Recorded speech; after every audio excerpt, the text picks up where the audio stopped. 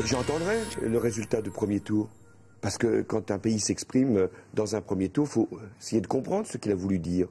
J'aurais à rassembler la gauche, toute la gauche, et même au-delà, pour gagner l'élection présidentielle. Le sens de notre candidature, c'est aussi d'expliquer que s'il y avait le PS au pouvoir, on aurait besoin à ce moment de construire l'opposition la plus unitaire qui soit à la gauche de ce gouvernement. Et pour notre part, on souhaite pouvoir retrouver le front de gauche, lutte ouvrière aussi, des centaines de milliers de militants du mouvement social. Qu'est-ce qui vous empêche de vous unir tous à la gauche de la gauche?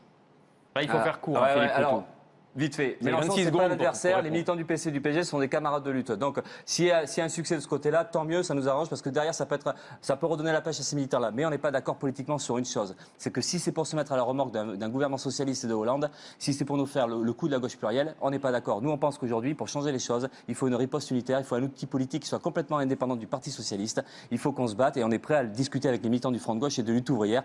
Mais il n'y a pas de négociation de parti entre les deux tours d'une élection aussi majeure et avec un choix qui est un choix, un moment d'une personne, d'une politique et d'une majorité.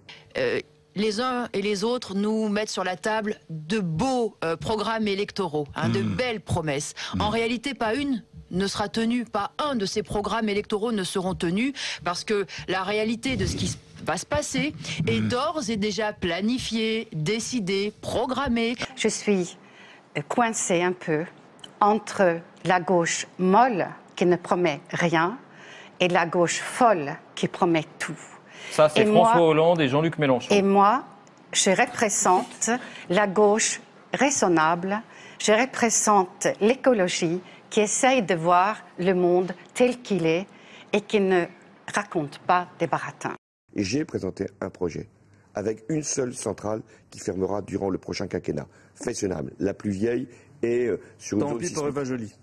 Mais c'est pas tant pis, c'est les Français qui l'auront voulu. Probablement d'ailleurs que le faible score des écologistes, et c'est en cela que c'est assez dramatique, en tout cas le faible score aujourd'hui, parce que la messe n'est pas dite, mais ne contraint pas les autres formations politiques à être créatifs, à être audacieux, à être déterminés. C'est ça aussi la véritable tragédie de cette campagne.